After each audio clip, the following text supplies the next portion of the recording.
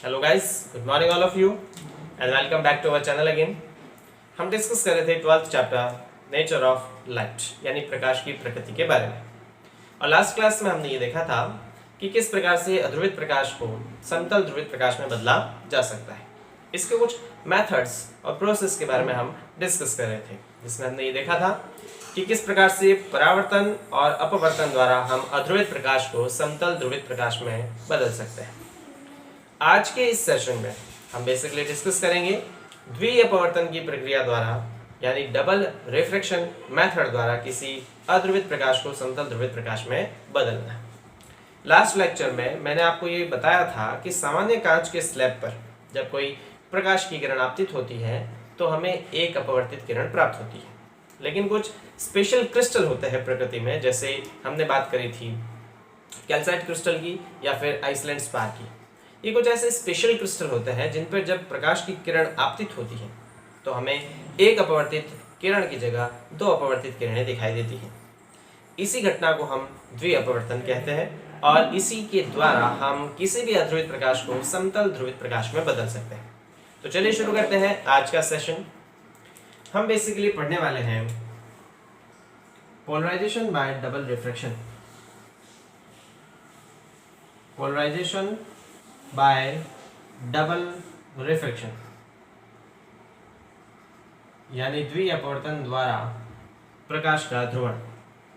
ठीक है, अब पहले हम समझ लेते हैं कि द्विअपवर्तन बेसिकली होता क्या है।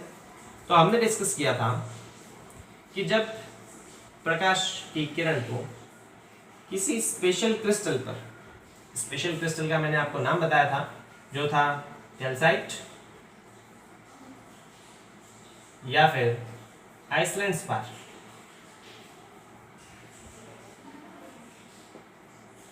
तो जब हम किसी भी अध्रुवित प्रकाश को इन स्पेशल क्रिस्टल पे, कैल्साइट क्रिस्टल पे, आइसलैंड स्पार क्रिस्टल पे आपतित करते हैं तो इस स्थिति में होता क्या गाइस, जैसे मान लेते हैं हमने किसी अध्रुवित प्रकाश को किसी स्पेशल क्रिस्टल कैल्साइट या फिर आइसलैंड स्पार पर आपतित किया। ये है मेरे पास अध्रुवित प्रकाश। तो इस स्थिति में होता क्या है, यहाँ पर हमें एक अपवर्तित किरण की जगह दो अपवर्तित किरणें प्राप्त होती है। एक अपवर्तित किरण की जगह कितनी अपवर्तित किरणें प्राप्त होती है? दो अपवर्तित किरणें प्राप्त होती है। ठीक है, इस घटना को हम द्विअपवर्तन कहते हैं। क्या देखा हमने कि जब भी किसी अध्रुवित प्रकाश को किसी स्पेशल क्रिस्टल पर अपन आपतित करते हैं, जिसे अपन कैल्साइट या आइसलैंड स्पार कहते हैं, तो हमें एक अपवर्तित किरण मिलनी चाहिए, लेकिन यहाँ पे दो अपवर्तित किरणें मिलती है।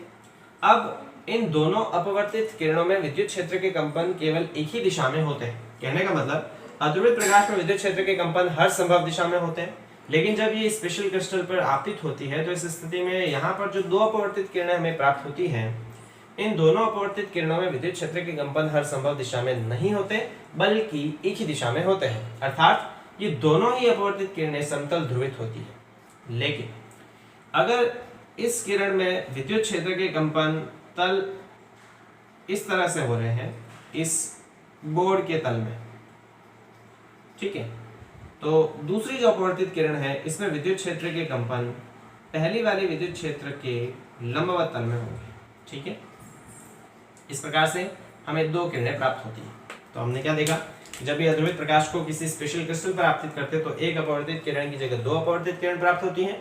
इस घटना को द्विअपवर्तन कहते हैं। हमने लास्ट लेक्चर में एक डायग्राम देखा था जिसमें हमने कागज पर एक लाइन ड्रॉ करके उसके ऊपर जब हमने इस कैल्साइट या आइसलैंड स्पार के क्रिस्टल को रखा था तो हमें एक लाइन की जगह दो लाइन दिखाई देती है। इसी को द्विअपवर्तन कहते हैं।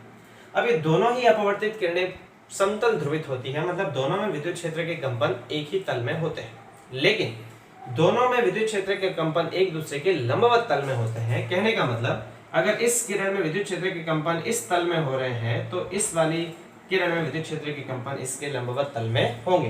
तो एक को अपन सीधे एरो से दर्शाते हैं, एक को अपन डॉट से दर्शाते हैं। एरो का मतलब इस तल में, बोर्ड वाले तल में कंपन हो रहे हैं, और डॉट का मतलब इस बोर्ड के तल के लंबवत तल में कंपन हो रहे हैं। क्लियर? अब हम क्या देखते हैं, इसको थोड़ा और एक्सप्लेन करते हैं, समझिए मेरी बात। कागज पर हम एक डॉट बनाते हैं और इस डॉट के ऊपर अगर हम इस आइसलैंड स्पार के क्रिस्टल को रख देते हैं, मान लेते हैं हमने कागज पर एक डॉट बनाया और इस डॉट के ऊपर मैंने एक आइसलैंड स्पार के क्रिस्टल को रखा, तो हमें एक डॉट की जगह दो डॉट दिखाई देंगे। कितने डॉट दिखाई देंगे? दो। ये दो डॉट क्यों दिखाई देंगे? क्योंकि जो आपतित प्रकाश है वो दो अपवर्तित किरणों में बढ़ जाता है, तो इन दोनों अपवर्तित किरणों के कारण हमें दो डॉट दिखाई देंगे। अब हम क्या करते हैं कि अगर इस क्रिस्टल को मैं इस आपतित किरण की दिशा के लंबवत तल में घुमाऊं, यानी इस क्रिस्टल को मैं इस तरह से घुमाता हूं, तो एक बहुत विचित्र घटना हमें दिखती है। क्या दिखती है? अगर इस क्रिस्टल को मैं इस तरह से घुमाता हूं तो एक बिंदु तो स्थिर रहता है और दूसरा बिंदु पहले बिंदु के चारों ओर उसी वेग से घूर्णन करता है जिस वेग से मैं इस क्रिस्टल को घुमाता हूं। क्या कहा मैंने कि कागज पर एक डॉट बना के अगर इसके ऊपर मैं क्रिस्टल को रखूं और हमें दो बिंदु दिखाई देते हैं। अगर इस क्रिस्टल को मैं घुमाता हूं तो एक बिंदु तो स्थिर रहता है और दूसरा बिंदु पहले बिंदु के चारों ओर उसी वेग से घूर्णन करता है जिस वेग से क्रिस्टल को घुमाया जाता है। ठीक है, अब जो बिंदु स्थिर रहता है उसे अपन ओ बिंदु कहते हैं। कौन सा बिंदु कहते हैं? उसे हम कहते हैं ओ बिंदु। उसे हम कहते हैं ओ बिंदु, ओ पॉइंट। और जो बिंदु चारों ओर घूर्णन करता है उसे हम कहते हैं ई बिंदु। ठीक है, अब ऐसा क्यों होता है? तो हम ये देखते हैं कि ओ बिंदु स्थिर इसलिए है क्योंकि इस बिंदु की क्रिस्टल में सभी दिशाओं में जो वेग है वो समान है, और ई बिंदु जो है उसे अपन असाधारण बिंदु कहते हैं। इसे हम हिंदी में क्या कहते हैं? ओ बिंदु को कहते हैं साधारण बिंदु। कौन सा बिंदु? साधारण, यानी ऑर्डिनरी पॉइंट। ओ माने ऑर्डिनरी, साधारण बिंदु, और ई का मतलब होता है एक्स्ट्रा ऑर्डिनरी, यानी कि असाधारण बिंदु। ठीक है, तो हम देखते हैं कि एक बिंदु तो स्थिर रहता है और दूसरा बिंदु उस बिंदु के चारों ओर घूर्णन करता है। जो बिंदु स्थिर रहता है उसे साधारण बिंदु कहते हैं और जो अस्थिर रहता है, जो घूर्णन करता है, उसे असाधारण बिंदु कहते हैं। अब यहाँ पर हम क्या देखते हैं कि जो ओ बिंदु है वो जिस किरण के कारण बनता है उसे साधारण किरण या साधारण ओ किरण कहते हैं। कौन सी किरण कहते हैं? ओ किरण। और जो बिंदु हमें ई बिंदु जो है वो असाधारण किरण के कारण प्राप्त होता है, जिसे अपन ई किरण कह सकते हैं। तो देखिए हम क्या देखते हैं कि जो ओ बिंदु है वो स्थिर है, जबकि ई बिंदु इसके चारों ओर घूर्णन करता है। इसका क्या कारण है? इसका ये कारण है कि जो ओ बिंदु है या जो ओ किरण है वो अपवर्तन के सभी नियमों का पालन करती है और पूरे क्रिस्टल में उसका वेग सभी दिशाओं में एक समान होता है, जबकि जो असाधारण किरण होती है वो अपवर्तन के नियमों का पालन नहीं करती और क्रिस्टल में अलग अलग जगह पर उसका वेग क्या होता है? अलग अलग होता है। तो ये घटना हम देखते हैं द्वि अपवर्तन में। एक बार मैं इसका रिव्यू कर देता हूँ, वापस समझिए। हमने क्या देखा कि जब भी हम किसी कैल्साइट या आइसलैंड स्पार्क के क्रिस्टल पर अध्रुवित प्रकाश डालते हैं तो ये दो अपवर्तित किरणों में बढ़ जाता है। दोनों अपवर्तित किरणें समतल ध्रुवित होती है। कहने का मतलब इसमें भी विद्युत क्षेत्र के कंपन एक ही तल में होते हैं, इसमें भी विद्युत क्षेत्र के कंपन एक ही तल में होते हैं। इसमें से एक किरण तो विद्युत अपवर्तन के नियमों का पालन करती है और दूसरी किरण अपवर्तन के नियमों का पालन नहीं करती। जो किरण अपवर्तन के नियमों का पालन करती है उसे ओ किरण कहते हैं, यानी साधारण किरण, ऑर्डिनरी रे, और जो अपवर्तन के नियमों का पालन नहीं करती है उसे कहते हैं असाधारण किरण, एक्स्ट्रा ऑर्डिनरी रे। हम देखते हैं कि अगर पॉइंट बना के, डॉट बना के उसके ऊपर क्रिस्टल रखे तो क्रिस्टल को घुमाने पर एक बिंदु स्थिर रहता है, दूसरा बिंदु पहले बिंदु के चारों ओर उसी वेग से घूर्णन करता है जिस वेग से क्रिस्टल को घुमाया जाता है। जो स्थिर रहता है उसे अपन कहते हैं ओ बिंदु, साधारण बिंदु, और ये साधारण किरण के कारण प्राप्त होता है।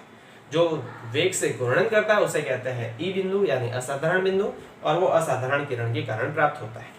दोनों ओ किरण और ई किरण में विद्युत क्षेत्र के कंपन एक दूसरे के तल के लंबवत होते हैं। क्लियर?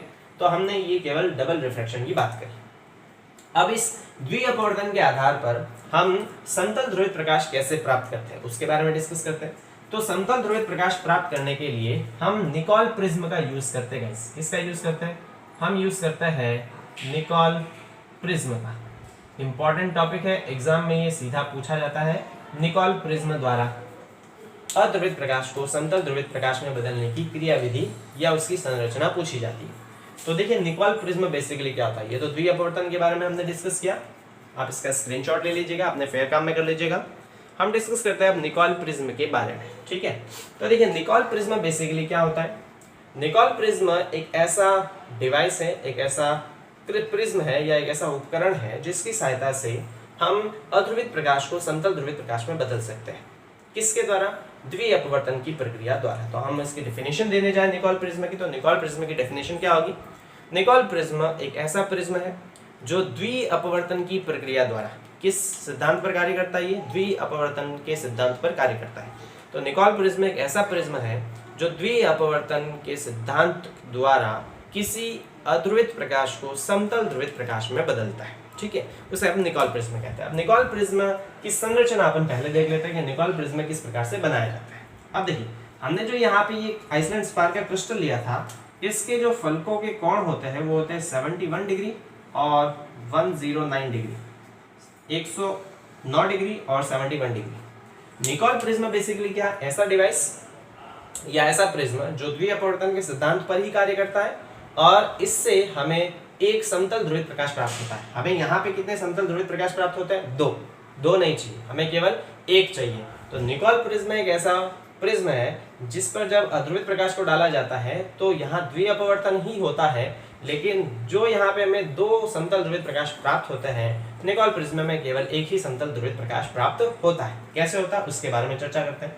सबसे पहले हम बात करते हैं निकोल प्रिज्म की स्ट्रक्चर के बारे में। तो देखिए, हम क्या करते हैं, निकोल प्रिज्म बनाने के लिए एक टुकड़ा लेते हैं, क्रिस्टल का टुकड़ा लेते हैं इस प्रकार का, और टुकड़े की जो लंबाई है वो इसकी चौड़ाई की 3 गुनी होनी चाहिए। टुकड़े की लंबाई चौड़ाई की कितनी गुनी होनी चाहिए? 3 गुनी। मतलब ये टुकड़े की जो लंबाई है वो इसकी चौड़ाई की कितनी गुनी होनी चाहिए? 3 गुनी। निकोल प्रिज्म बनाने के लिए हम इस कैल्साइट क्रिस्टल का ऐसा टुकड़ा लेते हैं जिसकी लंबाई उसकी चौड़ाई की कितनी गुनी होती है? 3 गुनी होती है। इस प्रकार का एक क्रिस्टल लिया। उस क्रिस्टल को लेने के बाद इसके इस फलक और इस फलक को हम घिसते हैं और फिनिश करते हैं। इतना घिसते हैं कि ये जो 71 डिग्री का एंगल है वो किस में बदल जाए? 68 डिग्री के एंगल में बदल जाए, और जो 109 डिग्री का एंगल है वो किस में बदल जाए? 112 डिग्री के एंगल में बदल जाए। ठीक है, तो पहली बात हमने क्या की, क्रिस्टल का ऐसा टुकड़ा लेते हैं जिसकी लंबाई उसकी चौड़ाई की 3 गुनी होती है। उसके बाद हम क्या करते हैं, इसके फलकों को घिसते हैं, इतना घिसते हैं कि ये 71 डिग्री और 109 डिग्री से कितना हो जाए? 68 और 112 डिग्री हो जाए, 68 और 112 डिग्री हो जाए। उसके बाद हम क्या करते हैं, इस क्रिस्टल को, ये जो दिख रहा है वो पूरा क्रिस्टल है, इस क्रिस्टल को हम इस तल के अनुदिश कट कर दें, 2 भागों में तोड़ देते हैं। ये जो तल दिख रहा है पूरा क्रिस्टल में, ये जो तल दिख रहा है, इस तल के अनुदिश हम इस क्रिस्टल को काटते हैं, 2 टुकड़े कर देते हैं। जैसे ये मेरे पास क्रिस्टल है तो हम इसको यहाँ से काट देते हैं और 2 भागों में तोड़ देते हैं। किस प्रकार से तोड़ देते हैं? जैसे मेरे पास, मान लेते हैं हमारे पास ये क्रिस्टल था, तो हम इस क्रिस्टल को यहाँ से तोड़ देते हैं। तो हमने इसको यहाँ से तोड़ा, इस प्रकार से हम इस क्रिस्टल को तोड़ देते हैं। ठीक है, क्रिस्टल को तोड़ दिया और तोड़ने के बाद हम इसको फिनिश करते हैं, इसकी पॉलिश करते हैं और इसके बाद इसे वापस जोड़ देते हैं। अब जोड़ने के लिए हम यहाँ पे पारदर्शी सीमेंट का यूज करते हैं। किसका यूज करते हैं? पारदर्शी सीमेंट। सीमेंट जो है वो भी पारदर्शी होता है, ठीक है, कांच जैसा, और इसका नाम है कनाडा बालासम। क्या नाम है? कनाडा बालासम। तो हमने क्या किया, क्रिस्टल का ऐसा टुकड़ा लिया जिसकी लंबाई चौड़ाई की 3 गुनी थी। उसके बाद इसके फलकों को हम घिसते हैं ताकि इसके एंगल 71 डिग्री और 109 डिग्री से 68 डिग्री और 112 डिग्री हो जाए। उसके बाद हम इस क्रिस्टल को बीच में से इसके विकर्ण के अनुदिश काट देते हैं। काटने के बाद इसको वापस वहीं से जोड़ते हैं। किसके द्वारा जोड़ते हैं? पारदर्शी सीमेंट कनाडा बालासम से। अब हमने ये प्रोसेस कर दी जिससे हमें इस प्रकार का क्रिस्टल प्राप्त होगा। क्लियर है? इसे हम कहते हैं निकोल प्रिज्म। तो ये तो निकोल प्रिज्म हमने बनाया। किस प्रकार से बनाया? लंबाई 3 गुनी ली चौड़ाई की, फिर इसके फलकों को घिस के एंगल चेंज किए और उसके बाद इसको इसके विकर्ण के अनुदिश काट कर वापस पारदर्शी सीमेंट कनाडा बालासम से जोड़ दिया। तो हमें जो प्रिज्म मिलेगा वो कुछ इस प्रकार का दिखाई देगा। अब इस प्रिज्म में जब अपन अध्रुवित प्रकाश को डालते हैं तो किस प्रकार से हमें समतल ध्रुवित प्रकाश प्राप्त होता है उसके बारे में हम चर्चा करते हैं। तो समझिए, हम देखते हैं कि जब इस प्रिज्म पर कोई अध्रुवित प्रकाश आपतित होता है, मान लेते हैं कि इस प्रिज्म पर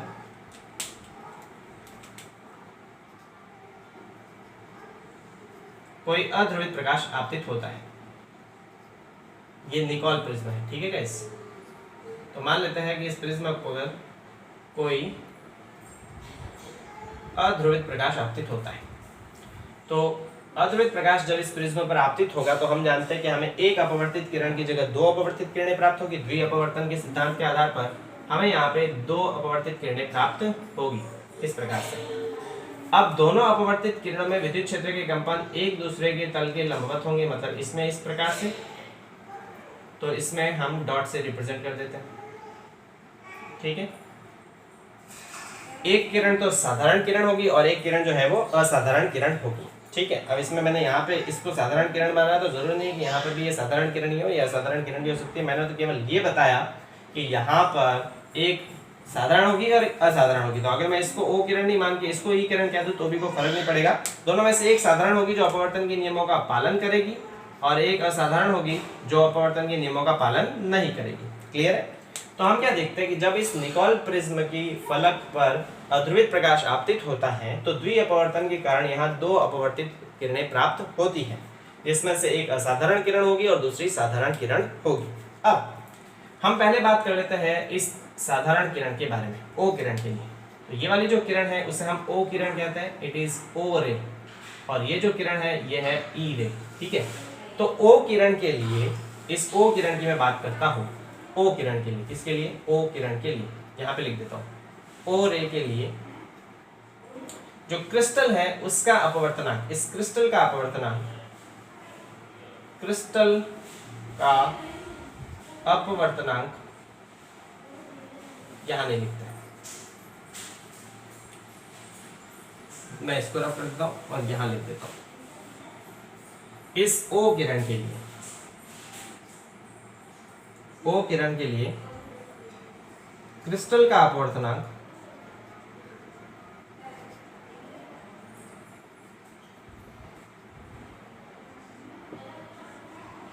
होता है 1.65 और बालसम का अपवर्तनांक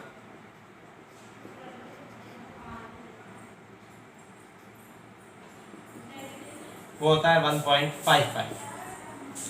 ओ किरण के लिए क्रिस्टल का अपवर्तनांक तो होता है 1.65 और कनाडा बालासम सीमेंट का अपवर्तनांक होता है 1.55। तो हम इसकी बात करें, ये वाली जो ओ किरण है, इस किरण के लिए इस क्रिस्टल का अपवर्तनांक तो है 1.65, इस क्रिस्टल का अपवर्तनांक है 1.65 और इस सीमेंट का अपवर्तनांक है 1.55। सीमेंट का अपवर्तनांक कितना है? 1.55। तो ये ओ किरण अधिक अपवर्तनांक वाले पदार्थ से कम अपवर्तनांक वाले पदार्थ में जा रही है, मतलब सघन माध्यम से कहाँ जा रही है? विरल माध्यम में। और आपतन कोण का मान क्रांतिक कोण से ज्यादा होता है। तो हम पढ़ चुके हैं, जब भी कोई प्रकाश की किरण सघन माध्यम से विरल माध्यम में जाती है और अगर आपतन कोण का मान क्रांतिक कोण से अधिक होता है तो उसका उसी माध्यम में पूर्ण आंतरिक परावर्तन हो जाता है। तो ये आगे नहीं जाती बल्कि इधर से बाहर हो जाती है। ठीक है, तो हमने क्या किया? हमने ये किया कि जब अध्रुवित प्रकाश को इस पर आपतित किया तो ये दो किरणों में बटी, ओ किरण और ई किरण। ओ किरण अपवर्तन के नियमों का पालन करती है और अपवर्तन का नियम कहता है कि जब भी कोई प्रकाश की किरण सघन माध्यम से विरल माध्यम में जाए और आपतन कोण का मान क्रांतिक कोण से अधिक हो तो उसका उसी माध्यम में पूर्ण आंतरिक परावर्तन हो जाता है। तो ये ओ किरण जो है वो इस कनाडा बालासम सीमेंट से पूर्ण आंतरिक परावर्तित हो जाती है और इस क्रिस्टल से क्या आ जाती है? बाहर। जबकि ई किरण के लिए अगर हम बात करें, किसकी बात करें? ई किरण। तो ई किरण के लिए जो मेरे पास क्रिस्टल है उसका अपवर्तनांक होता है 1.46 और सीमेंट का अपवर्तनांक होता है 1.55।